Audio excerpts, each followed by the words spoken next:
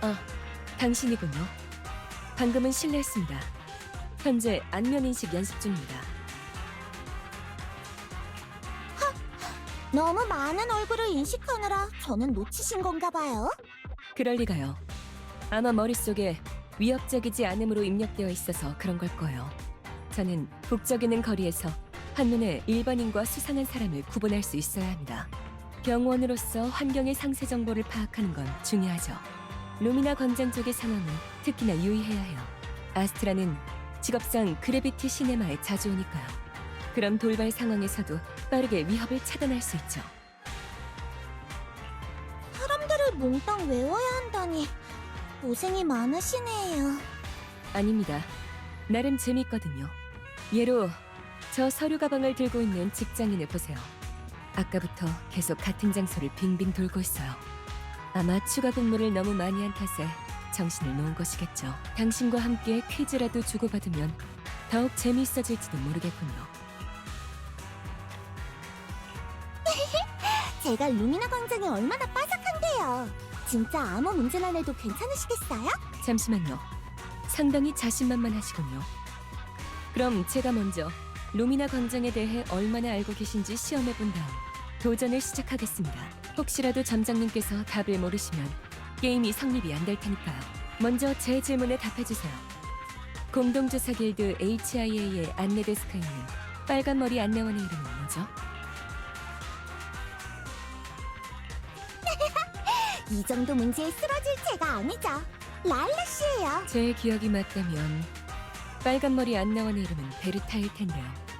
다만 두 사람은 쌍둥이니까 머리색을 제외하고 얼굴만 따지자면 틀린 답이라고 할 순 없겠네요. 루미나 광장을 잘 아시니 그런 자신감이 나오는 거겠죠. 좋습니다. 문제를 내주세요.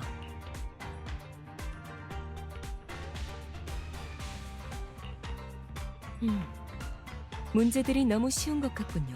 게임이긴 해도 연습이 목적이니 좀 더 어려워야 할 것 같아요. 그러니 봐주지 마세요. 안면 인식에 얽매이지 않아도 됩니다. 제 체면은 신경 써주실 필요 없어요. 전 체면 차리고 싶은데요.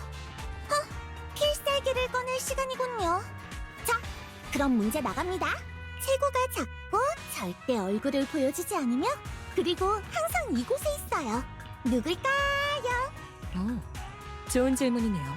잠시 생각할 시간을 주시겠습니까? 얼굴을 드러내지 않는다는 특징은 쉽네요.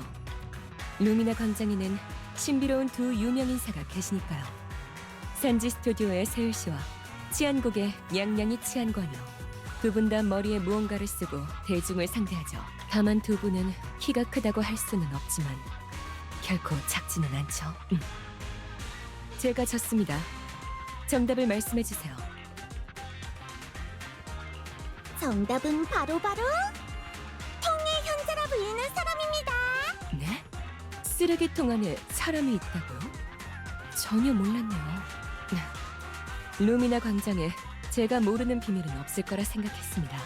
쓰레기통은 확실히 놓치기 쉬운 보안상의 허점이군요.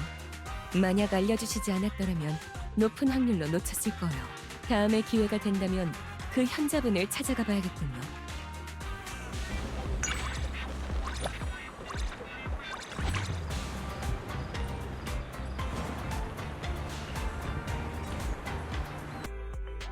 이 영화의 평론을 봤습니다. 스토리는 평범하지만 모니카가 혼자서 영화를 살리고 있다고 하더군요. 정말 강력한 라이벌이네요. 표지만 봐도 매력이 느껴져요. 혹시 친구 중에 모니카 씨를 엄청 좋아하는 사람이 있나요? 있어요. 그런데 굳이 따지자면 사람이 아니긴 하네요. 그러니까 없다고 할 수 있죠. 그렇게까지 말씀하실 필요는 없어요. 녹록에서 한 말은 그냥 농담이에요. 아스트라는 개의치 않을 겁니다. 아스트라와 점장님은 그런 얄팍한 걸로 증명이 필요한 사이가 아니니까요. 그리고 사실 아스트라와 모니카 씨는 사이가 제법 좋습니다. 로프넷에선 두 분이 절대 안 맞을 거라고 하던데요? 두 분을 한 공간에 두는 순간 팍 콩각이 됐어요. 비즈니스죠. 회사에서 쓴 각본대로 연기하는 거예요. 두 사람이 대사를 주고받을 때 흥 하는 소리가 경멸보단 애교에 가까울 때가 많아요. 그래서 몇 번이고 다시 녹음하기도 하죠. 고생이 많으시네요. 취향이나 인간관계까지 대본대로 가야 하다니. 평소에 같이 쇼핑도 못하겠어요. 어쩔 수 없죠. 조사에 따른 결과가 그러니까요. 더 많은 사람은 두 사람이 대립하는 스토리에 흥미를 갖습니다. 회사는 아스트라의 상업적 가치를 극대화하기 위해 해당 방침을 유지할 거예요. 모니카 씨 쪽도 아마 같은 상황이겠죠. 스타란 직업의 저주라고나 할까요? 어떻게 그런 일이 있을 수가 있어요. 영화 볼 마음이 싹 사라졌어요. 화면 속 모니카 씨의 환한 미소가 새삼 잔인하게 느껴지네요. 아니요. 그렇기 때문에 더 잘 봐두셔야 합니다.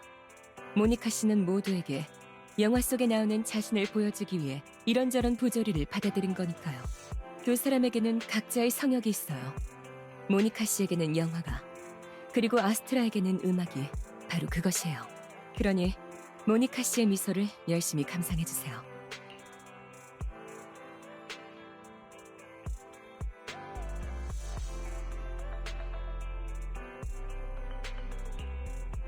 역시 강력한 라이벌답군요.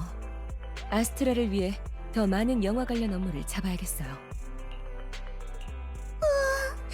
모니카 씨. 괜찮으시겠습니까? 방금 그 감상평을 제가 아스트라에게 전달할지도 모르는데요. 아까 이블린 씨가 말씀하셨듯이 저와 아스트라 씨는 그런 얄팍한 걸로 증명이 필요한 사이가 아니니까요. 맞는 말씀이세요. 아스트라는 순수한 사람이에요. 타인의 동기를 추측하지 않고 경계심도 전혀 없죠. 하지만 전 아닙니다. 그렇기 때문에 아스트라 씨에겐 이블린 씨의 보호가 필요하다는 거죠? 그렇게 보일지도 모르지만 사실 보호를 받고 있는 건 오히려 제 쪽입니다. 오늘은 영화를 통해 많은 걸 배웠네요. 감사합니다.